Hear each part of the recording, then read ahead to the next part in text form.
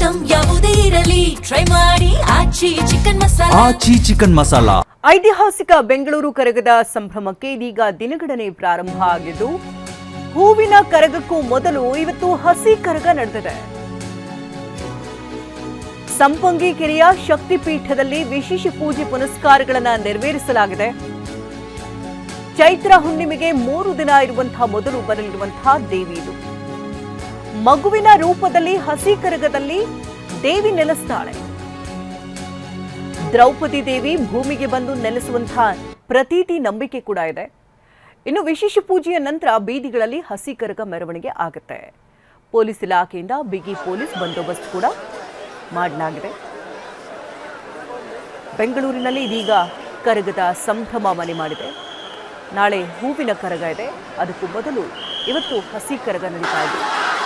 ಸಂಪಂಗಿ ಕೆರೆಯ ಶಕ್ತಿಪೀಠದಲ್ಲಿ ವಿಶೇಷ ಪೂಜೆಯನ್ನು ನೆರವೇರಿಸಲಾಗಿದೆ.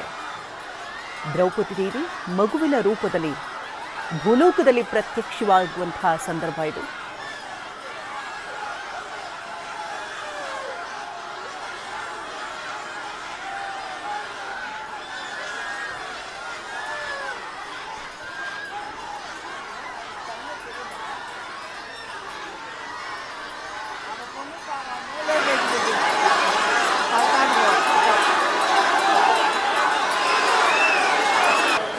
ಬಗ್ಗೆ ಇನ್ನಷ್ಟು ಡೀಟೇಲ್ಸ್ ಅನ್ನ ಪಡ್ಕೋಣ. ನೇರ ಸಂಪರ್ಕದಲ್ಲಿ ಕಿರಣ್ ಇದ್ದಾರೆ. ಕಿರಣ್, ನಾಳೆ ಹೂವಿನ ಕರಗ, ಅದಕ್ಕೂ ಮುಂಚೆ ಇವತ್ತು ಹಸಿ ಕರಗ ನಡೀತಾ ಇದೆ.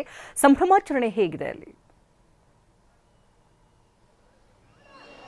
ಹೌದು ಶಕುಂತಲಾ, ವಿಶ್ವವಿಖ್ಯಾತ ಬೆಂಗಳೂರು ಕರಗ ಶಕ್ತಿಯೋತ್ಸವದ ಹಿನ್ನೆಲೆಯಲ್ಲಿ ಇವತ್ತು ಮೊದಲ ಭಾಗವಾಗಿ ಹಸಿ ಕರಗ ಶಕ್ತಿಯೋತ್ಸವ ಈಗಾಗಲೇ ಕೂಡ ಆರಂಭ ಆಗಿರುವಂಥದ್ದು. ಸದ್ಯ ನಾನೀಗ ಸಂಪಂಗಿ ಕೆರೆಯ ಅಂಗಳದಲ್ಲಿರುವಂಥ ಶಕ್ತಿಪೀಠದಲ್ಲಿದ್ದೀನಿ. ಈಗಾಗಲೇ 16ನೇ ಬಾರಿ ಯಶಸ್ವಿಯಾಗಿ ಜ್ಞಾನೇಂದ್ರ ಸ್ವಾಮಿ ಅವರು ಹಸಿ ಕರಗವನ್ನು ಹೊತ್ತು ಈಗಾಗಲೇ ಕೂಡ 3 ಪ್ರದಕ್ಷಿಣೆಯನ್ನು ಆಗ್ತಾ ಇರುವಂಥದ್ದು. 3 ಪ್ರದಕ್ಷಿಣೆಯ ನಂತರದಲ್ಲಿ GBA ಮುಖ್ಯ ಕಚೇರಿಯಲ್ಲಿರುವಂತಹ ಆದಿಶಕ್ತಿ ದೇವಾಲಯದಲ್ಲಿ ಪೂಜೆಯನ್ನು ಸಲ್ಲಿಸಿ ಅಲ್ಲಿಂದ ಧರ್ಮರಾಯ ಸ್ವಾಮಿ ದೇವಾಲಯದಲ್ಲಿರುವಂತಹ ಶಕ್ತಿಪೀಠದಲ್ಲಿ ಈ ಒಂದು ಹಸಿ ಕರಗವನ್ನು ಪ್ರತಿಷ್ಠಾಪಿಸ್ತಾರೆ.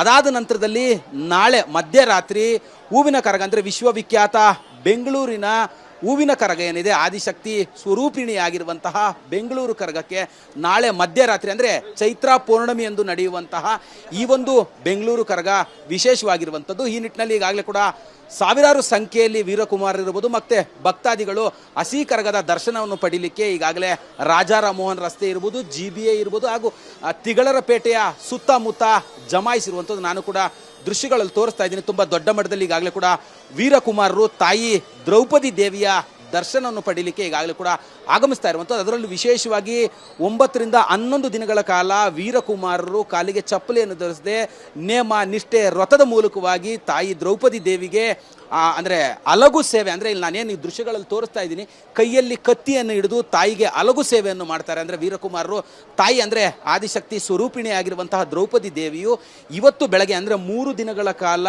ಭೂಲೋಕಕ್ಕೆ ಇಳಿದು ಭಕ್ತರಿಗೆ ವಹನಿ ಕುಲ ಕ್ಷತ್ರಿಯ ಸಮಾಜದ ಏನು ಬಂಧುಗಳಿದ್ದಾರೆ ಅವರಿಗೆ ದರ್ಶನವನ್ನು ಕೊಡ್ತೀವಿ ಅಂತೇಳಿ ಆಕೆ ಮಾತು ಕೊಟ್ಟಿರ್ತಾಳೆ. ಆ ಹಿನ್ನೆಲೆಯಲ್ಲಿ ಇವತ್ತು ಬೆಳಗ್ಗೆ ಆಕೆ ಭೂಲೋಕಕ್ಕೆ ಇಳಿತಾಳೆ. ಇಳಿದು 3 ದಿನಗಳ ಕಾಲ ಅಂದರೆ ಇವತ್ತು ನಾಳೆ ನಾಡಿದ್ದು 3 ದಿನಗಳ ಕಾಲ ಭೂಮಿಯಲ್ಲಿ ನೆಲೆಸಿರ್ತಾಳೆ ಅನ್ನುವಂಥ ಒಂದು ನಂಬಿಕೆ ಇರುವಂಥದ್ದು. ಆ ನಿಟ್ಟಿನಲ್ಲಿ ಇವತ್ತು ಬೆಳಗ್ಗೆ ಹಸಿ ಕರಗದ ರೂಪದಲ್ಲಿ ಅಂದರೆ ಮಗುವಿನ ರೂಪದಲ್ಲಿ ತಾಯಿ ಆದಿಶಕ್ತಿಯು ಧರೆಗೆ ಇಳಿತಾಳೆ. ಅದನ್ನು ಅಂದರೆ ಆ ಮಗುವಿನ ರೂಪದಲ್ಲಿರುವಂತಹ ಹಸಿ ಕರಗವನ್ನು ಜ್ಞಾನೇಂದ್ರ ಸ್ವಾಮಿಯವರು ಕಂಕಳಲ್ಲಿ ಧರಿಸಿ ಆ ಕಂಕಳಿನಲ್ಲಿ ಆ ತಾಯಿಯನ್ನು ತೆಗೆದುಕೊಂಡು ಆದಿಶಕ್ತಿ ದೇವಾಲಯಕ್ಕೆ ತಲುಪಿ ಅಲ್ಲಿ ಪೂಜೆಯನ್ನು ಸಲ್ಲಿಸಿ ಧರ್ಮರಾಯ ಸ್ವಾಮಿ ದೇವಾಲಯದಲ್ಲಿರುವಂತಹ ಶಕ್ತಿಪೀಠದಲ್ಲಿ ಅದನ್ನು ಪ್ರತಿಷ್ಠಾಪಿಸ್ತಾರೆ. ಅದಾದ ನಂತರದಲ್ಲಿ ನಾಳೆ ಮಧ್ಯರಾತ್ರಿ ತಾಯಿ ರೂಪದಲ್ಲಿ ದರ್ಶನವನ್ನು ನೀಡುವಂಥದ್ದು. ಆ ನಿಟ್ಟಿನಲ್ಲಿ ಈಗಾಗಲೇ ಕೂಡ ಲಕ್ಷಾಂತರ ಸಂಖ್ಯೆಯಲ್ಲಿ ಭಕ್ತರು ಕೂಡ ಜಮಾಯಿಸ್ತಾ ಇರುವಂಥದ್ದು. ನಾಳೆ ಮಧ್ಯರಾತ್ರಿ 1 ಗಂಟೆ ಅಥವಾ 12 ಗಂಟೆ ಸುಮಾರಿಗೆ ಹೂವಿನ ಕರಗು ಕೂಡ ಕೆಂಪೇಗೌಡರು ನಿರ್ಮಿಸಿರುವಂತಹ 25 ಪೇಟೆಗಳಲ್ಲಿ ದರ್ಶನವನ್ನು ನೀಡಲಿರುವಂಥದ್ದು. ಶಕುಂತಲಾ, ಧನ್ಯವಾದ ತಮ್ಮೆಲ್ಲ ಡೀಟೇಲ್ಸ್ಗಾಗಿ.